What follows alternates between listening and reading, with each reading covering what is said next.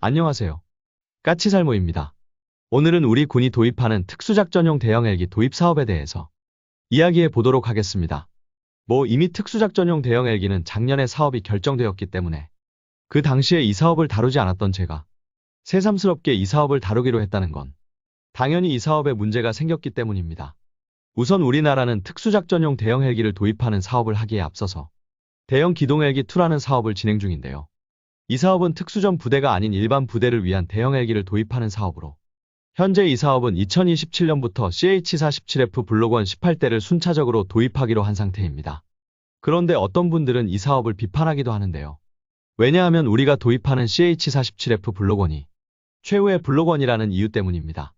무슨 말이냐면 현재 미국은 CH-47F형 블록 1의 생산을 종료하고 2024년부터 블록 2를 생산하기로 했습니다. 그래서 우리가 도입하는 CH-47F 블록 1은 이 문제를 비판하는 사람들 말처럼 블록 1으로서는 최후에 생산되는 기체인 게 사실입니다. 그래서 신형 기체인 블록 2가 이미 생산을 시작했는데 구형 기체인 블록 1을 도입한다고 비판하시는 분들이 있는 겁니다. 그럼 블록 2는 블록 1에 비해서 어떤 점이 좋아졌을까요? 저도 정확한 수치는 모르는데요. 구동계가 강화되었고 그리고 기체도 더 강화되었다고 합니다. 그리고 무엇보다도 차이가 나는 점은 항속거리가 늘어났다고 합니다. 한마디로 블록 2는 블록 1에 비해서 전반적으로 성능이 상승한 건 분명한 사실이고 그래서 구형 모델인 블록 1을 도입하는 걸 비판하는 분들이 있는 겁니다. 그러나 이런 비판과 달리 우리가 그나마 마지막으로 블록 1을 도입하게 되는 건 정말 다행한 일이라고 할 수 있습니다. 왜 그럴까요? 구식기체를 도입하는 게 왜 다행한 일이라고 제가 이야기하는 것일까요?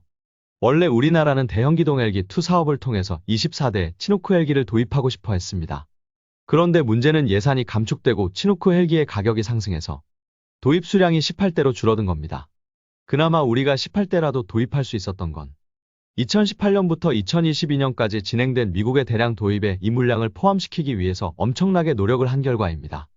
여러분도 알겠지만 우리나라는 이런 무기를 미국으로부터 도입할 때 주로 FMS, 그러니까 유산군사 원조로 도입합니다. 그리고 우리나라가 유산군사 원조를 통해서 무기를 도입할 때는 주로 미군의 생산 물량에 우리의 물량을 끼워 넣어서 가격을 낮추는 정책을 사용합니다. 대표적인 예가 이지스 레이더를 도입할 때도 미국 물량과 일본 물량에 우리나라 도입분을 포함시켜서 가격을 낮추기도 했고 포세이돈 대잠 초계기를 도입할 때도 미국 물량과 호주 물량에 포함시켜서 가격을 낮추기도 했습니다. 그래서 이번 물량도 미국의 대량 생산 물량에 포함시켜서 가격을 낮추려고 한 것입니다. 그런데 미국 국무부가 적극적으로 도와주지 않으면서 상당히 미온적인 태도로 일관하게 됩니다. 제한수락서 발행을 늦추는 등 상당히 미온적인 태도를 보였고 그럼에도 우리 측에서 미국 국무부를 닥달해서 마지막 수량에 집어넣는데 성공을 해서 겨우겨우 블록 1 모델을 도입하게 된 겁니다. 그럼 왜 우리가 어떻게 해서든 구식 모델을 도입하려고 노력을 했을까요?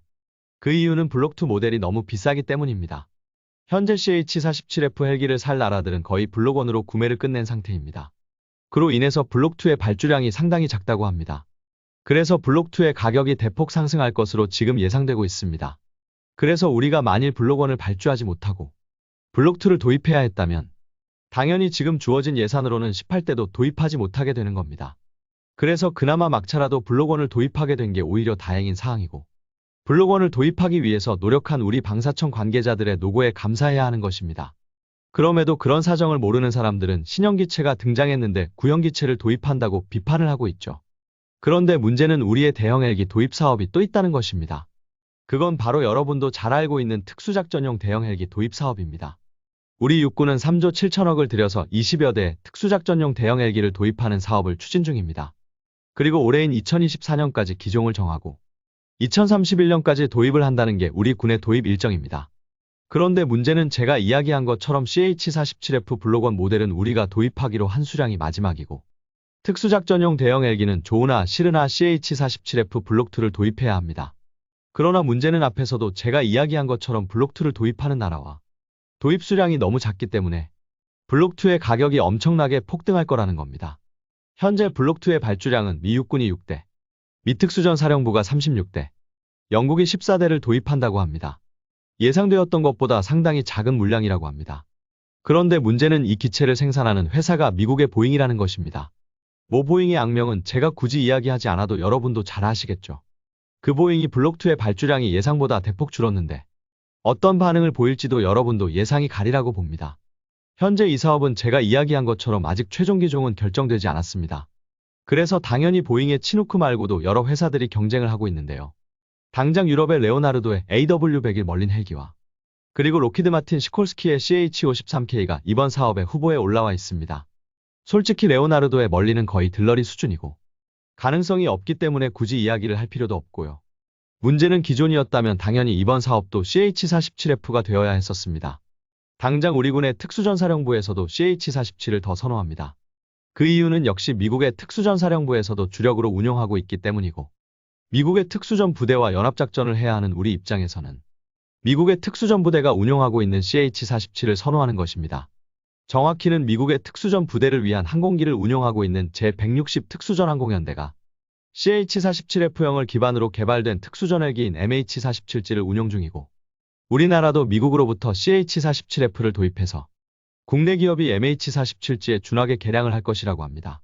그런데 앞에서 제가 이야기한 것처럼 CH-47F는 블록2의 주문량이 생각보다 작아서 가격이 폭증할 것으로 예상이 되고 있고 그에 반해서 CH-53K는 미 해병대를 위해서 200여 대나 생산이 되면서 생산 라인이 상당히 안정적으로 돌아가고 있고 그것에 발맞추어서 로키드 마틴은 우리에게 상당히 저렴한 가격으로 CH-53K를 제시하고 있다고 합니다. 물론 CH-53K가 아무리 저렴해졌다고 해도 그래도 CH-47보다는 비쌀 겁니다. 그러나 여러분도 알겠지만 기체의 성능이 CH-53K가 압도적으로 높고 그로 인해서 두 기체의 가격 격차가 줄어들어서 두 기체의 가격이 별 차이가 없다면 당연히 CH-53K를 도입하는 게 유리합니다. 당장 두 기체의 체급 차이가 상당히 크니까요. 대충 두 기체를 비교해보면 CH-53K가 전장 22.28m에 폭은 로터 포함 23.99m 그리고 최대 속도는 315km에 최대 항속거리는 841km이고요. 최대 16톤의 화물 수송이 가능하고 7,500마력짜리 T408G400 엔진을 3개나 가지고 있는 초대형 기체입니다. 그에 반해서 CH-47F는 길이 15.8m이고 최대 속도는 340km 그리고 최대 항속거리는 630km에 화물 수송 능력은 최대 10톤 정도입니다. 엔진은 4,800마력을 내는 TO15GA714의 엔진을 2개를 탑재하고 있습니다. 보시는 것처럼 CH-53K가 CH-47F에 비해서 압도적으로 엔진 출력이나 임무 페이로드가 큰 기체이고 그리고 항속거리도 더 긴 기체입니다. 그리고 원래 알려져 있기로는 CH-53K는 대당 1천억이 넘는 기체라고 알려져 있고 CH-47F는 대당 740억 정도 하는 기체라고 알려져 있습니다.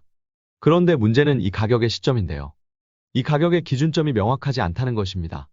실제로 대당 740억이라는 CH-47F형의 가격도 블록1의 가격인지 블록2의 가격인지가 명확하지 않고 대당 1000억이 넘는다는 CH-53K의 가격도 로키드 마틴이 가격을 인하하기 전의 가격인지 가격을 인하한 후의 가격인지 정확하지 않습니다. 그래서 정확히는 이 이야기가 나오는 시점에서의 두 기체의 정확한 가격 차이는 저도 모릅니다. 그러나 분명한 건 두 기체의 체급 차이에 비해서 두 기체의 가격 차이가 상당히 좁아진 건 사실이고 그래서 거의 가능성이 없던 CH-53K가 지금은 상당히 강력한 후보로 부상하게 된 건 부인할 수 없는 사실입니다. 그래서 지금 우리 군의 고민이 커진 것으로 알고 있습니다.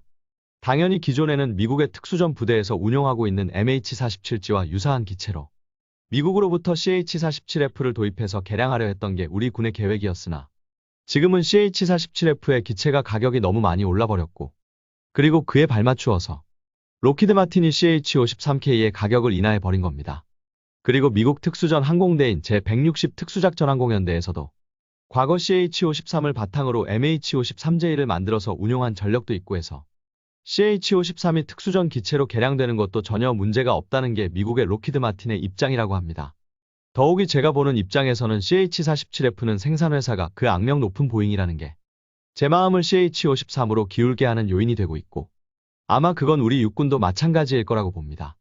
지금까지 보잉이 해왔던 짓을 생각했을 때 CH-47F 블록2의 생산 수량이 예상보다 줄어든 걸 기체의 가격에 어떻게 반영했을지 너무 뻔하고 나중에 CH-47F 블록2의 부품 가격을 어떻게 후려칠지도 너무 뻔해 보이기도 합니다.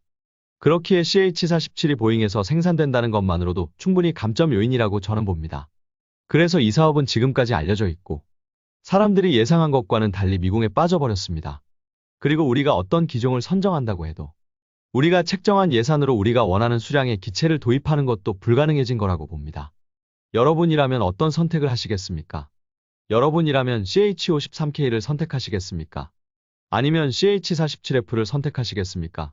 아무튼 어찌되었든 아파치 헬기 추가 도입도 그러하고 UH-60 블랙호크 헬기 개량 사업도 그러하고 지금 우리 군의 헬기 도입 사업들이 상당히 꼬여가고 있다는 건 분명해 보입니다. 이상 영상 봐주셔서 감사합니다.